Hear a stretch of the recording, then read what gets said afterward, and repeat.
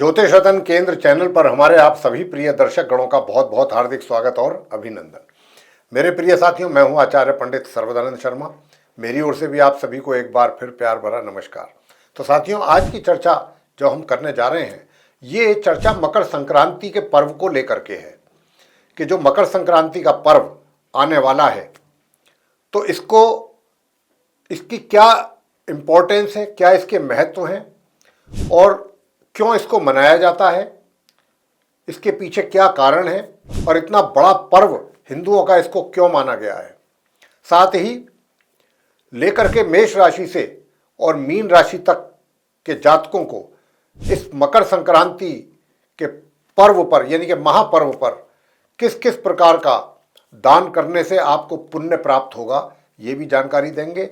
और अंत में आपको बताएंगे कि पुण्य काल का समय क्या है मकर संक्रांति का और महापुण्य काल का समय मुहूर्त क्या है।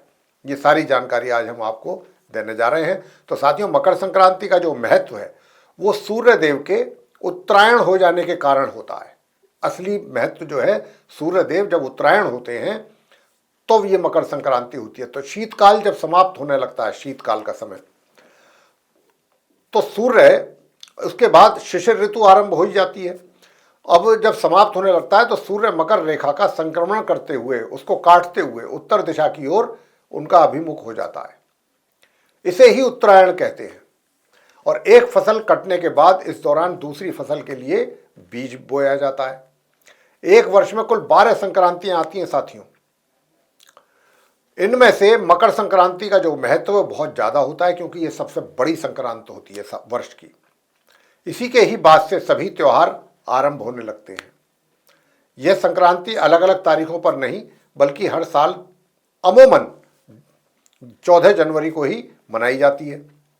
और यह पर्व हिंदू धर्म के प्रमुख त्योहारों में शामिल है।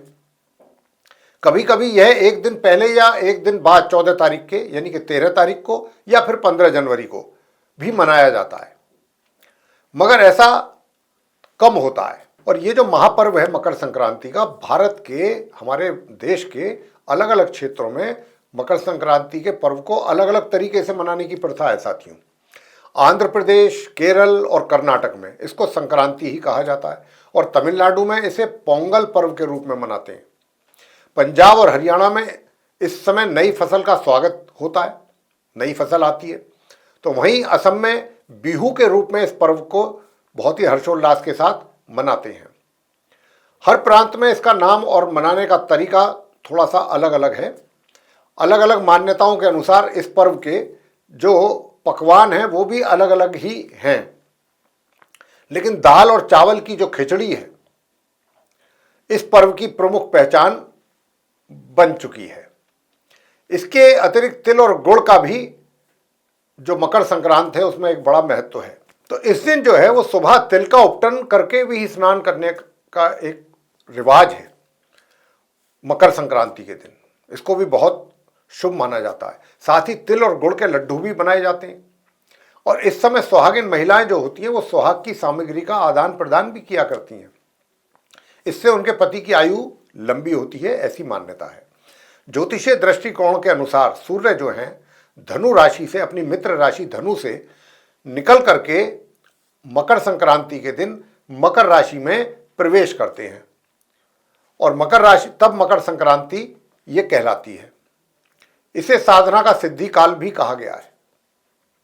और इस काल में देव प्रतिष्ठा, गृह निर्माण, यज्ञ कर्म आदि शुभ कार्य भी किए जाते हैं। मकर संक्रांति को स्नान और दान का पर्व भी कहा गया है। और इसी दिन तीर्थों एवं पवित्र नदियों में स्नान का विशेष महत्व होता है। साथ ही तिल, गुड़, खिचड़ी, फल एवं राशि के अनुसार दान करने पर अत्यधिक पुण्य की प्राप्ति जातकों को होती है, व्यक्ति को। ऐसी भी मान्यता है कि इस दिन किए गए दान से सूर्य देवता भी बहुत अधिक प्रसन्न होते हैं। महाभारत में भीष्म पितामह ने सूर्य उत्तरायण होने पर ही माघ शुक्ल अष्टमी के दिन स्वेच्छा से अपना शरीर त्यागा था। उनका, यानी कि भीष्म पितामह जी का जो श्राद्ध संस्कार था वो भी सूर्य की उत्तरायण गति में ही हुआ था। फलतः आज तक पितरों की प्रसन्नता के लिए तिल अर्घ्य एवं जल तर्पण की जो प्रथा है वो मकर संक्रांति के अवसर पर प्रचलित है करना। इन सभी मान्यताओं के अतिरिक्त मकर संक्रांति पर्व से एक उत्साह और भी जुड़ा हुआ है। इस दिन पतंग उड़ाने की भी एक प्रथा है, एक विशेष महत्व है इसका भी। और इस दिन कई स्थानों पर पतंगबाजी के बड़े बड़े आयोजन किए जाते हैं, विशेष रूप से गुजरात में। कुंभ के पहले शाही स्नान की शुरुआत भी इसी दिन से ही होती है, मकर संक्रांति के। अगर कुंभ है और इस बार कुंभ प्रयागराज में लग रहा है तो उस दिन पहला शाही स्नान भी होगा। और साथियों, जब ये सूर्य देव मकर राशि में आज के दिन जाते हैं, मकर संक्रांति के दिन, तो ऐसी भी मान्यता है कि सूर्य, क्योंकि ये शनि की राशि है मकर, और शनि के साथ ज्योतिषीय आधार पर सूर्य की शत्रुता है पिता पुत्र में। लेकिन ऐसी मान्यता है, ऐसा कहा जाता है धार्मिक ग्रंथों के अनुसार, ऐसी जो कथाएं हैं वो ये कहती हैं कि सूर्य देव आज अपना सारा क्रोध त्याग करके अपने पुत्र शनिदेव के घर गए थे, क्योंकि ये शनिदेव की राशि है मकर। तो ऐसी भी मान्यता है। अब हम इसके आगे चर्चा करेंगे कि ये तो हमने बताया कि क्या मान्यताएं हैं, कैसे होता है, क्यों मनाया जाता है। अब इसका महत्व क्या है मकर संक्रांति का, उसके विषय में जानेंगे।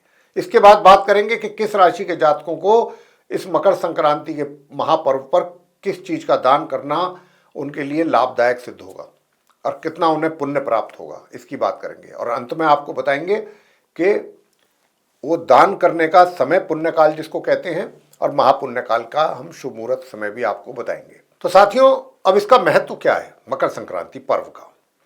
धार्मिक मान्यताओं के अनुसार इस दिन पवित्र नदी में स्नान करना एवं दान पूजा इत्यादि करने से व्यक्ति को, जैसा मैंने अभी कहा भी था, कि पुण्य प्रभाव कई हजार गुना उसको प्राप्त होता है। दूसरा, इसी दिन से, मकर संक्रांति के ही दिन से, जो खरमास होता है जिसमें कोई शुभ कार्य नहीं किया जाता, वो भी खत्म होने के साथ साथ शुभ माह प्रारंभ हो जाता है। आज के दिन ही, यानी मकर संक्रांति के दिन ही खरमास भी समाप्त हो चुका होता है। और अगला विशेष महत्व क्या है, इस खास दिन को सुख और समृद्धि का दिन माना गया है। और देखिए, इस श्लोक के द्वारा हम आपको समझा भी सकते हैं, बता भी सकते हैं कि इस पर्व का क्या और महत्व है। वो श्लोक क्या है, माघे मासे महादेवः यो दास्यति घृत कंबलम से भुक्त्वा सकलान भोगान अंते मोक्षम प्राप्यति। तो ये है श्लोक। अब इसका मतलब आपको बताएंगे कि इसका क्या मतलब है। तो साथियों, इस श्लोक का अर्थ क्या है। इस श्लोक का अर्थ हुआ कि जो भी व्यक्ति मकर संक्रांति के दिन शुद्ध देसी घी और कंबल का दान करता है, वह अपनी मृत्यु पश्चात जीवन मरण के बंधन से मुक्त होकर मोक्ष की प्राप्ति उसको होती है। यह हुआ इस श्लोक का अर्थ। अब हम आपको बताने जा रहे हैं कि पौराणिक मान्यताओं के अनुसार स्वयं भगवान श्री कृष्ण जी ने कहा है कि जो मनुष्य मकर संक्रांति के दिन अपना देह त्याग करता है या उसका मृत्यु होती है, उसको भी मोक्ष की ही प्राप्ति होती है। अब हम आपको बताएंगे कि इस पर्व पर किस राशि के जातकों को क्या क्या दान करने से उत्तम और शुभ फलों की प्राप्ति होगी। सबसे पहले मेष राशि। तो साथियों, इस मकर संक्रांति के दिन जो आप मेष राशि के हमारे जातक हैं, तांबे की वस्तुओं का दान करना आपके लिए सबसे अधिक शुभ रहता है। साथ ही लाल मसूर की दाल भी अगर आप दान करें तो और भी अच्छा। वृषभ राशि के जातकों को क्या करना चाहिए दान, किस चीज का मकर संक्रांति के दिन? तो आप आज के दिन चांदी से बनी कोई भी चीज दान कर सकते हैं, छोटी से छोटी कर दें, अपनी क्षमता के अनुसार करें। साथ ही सफेद वस्त्रों का भी आपको दान करना चाहिए। मिथुन राशि के जातकों को क्या करना चाहिए?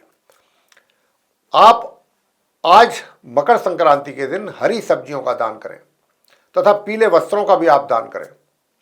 कर्क राशि के जो जातक हैं, आज के दिन आप सफेद रंग की ऊन, वूल जो होती है, वो आप दान कर सकते हैं, व्हाइट रंग की वूल। और साथ ही सच्चे मोती का भी आप दान कर सकते हैं। सिंह राशि के जातक क्या करें दान? आज आप गुड़ का दान करें मकर संक्रांति के दिन। साथ ही गेहूं का भी दान आपको करना चाहिए, गुड़ और गेहूं दोनों मिलाकर के, कनक, ग्रेन। कन्या राशि के जातक किस चीज का दान करें?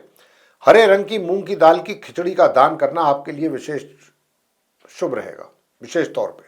तुला राशि के जातक क्या करें? अगर आज आप 7 प्रकार के अनाज का दान करेंगे मकर संक्रांति के दिन, तो आपको स्वास्थ्य संबंधित परेशानियों का सामना पूरे वर्ष नहीं करना पड़ेगा।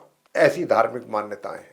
वृश्चिक राशि के जो जातक हैं वो क्या दान करें? तो आप आज लाल रंग के वस्त्रों का दान कर सकते हैं और आपके रोजगार और व्यापार में ऐसा करने से आपको उन्नति हासिल होगी। धनु राशि के जातक क्या करें? अगर आप आज सोने से बनी किसी भी चीज का दान करते हैं तो आपके कारोबार और मान सम्मान में निश्चित रूप से वृद्धि होगी। पीले कपड़ों का दान करना भी आपके लिए अति शुभ रहेगा। मकर राशि के जातकों को क्या दान करना चाहिए? तो आज अगर आप काले रंग का कंबल दान करते हैं तो आपके अपने पिता का भरपूर आशीर्वाद आपके ऊपर बना रहेगा। कुंभ राशि के जो जातक हैं उनको देवी माता को घी का दान करना चाहिए। मतलब इस तरीके से मंदिर में जाकर के आपको माता भगवती के और वहां जाकर के उनके श्री चरणों में देसी घी का दान आप करें, वो आपके लिए बहुत शुभ परिणाम देगा। साथ ही मंदिर में तिल से बनी मीठी चीजों का भी आप दान कर सकते हैं। तिल से बनी हुई चीजें, तिल के लड्डू हैं, बहुत चीजें होती हैं, बाजार में मिलती हैं, घर पर बना सकते हैं। मीन राशि के जातकों को किस चीज का दान करना चाहिए? उनको करना चाहिए चने की दाल का आज के दिन। तो ये तो रहा मेष राशि से लेकर के मीन राशि के जातकों तक किस राशि के जातकों को आज मकर संक्रांति के दिन किस चीज का दान करना शुभ रहेगा और उन्हें पुण्य की प्राप्ति होगी। अब हम आपको अंत में ये बताने जा रहे हैं कि मकर संक्रांति इस वर्ष किस दिन होगी और उसमें पुण्य काल क्या रहेगा संक्रांति का, जिसमें आप सारे पुण्य के काम करें, यानी कि दान आदि, पूजा पाठ, ये इत्यादि इत्यादि।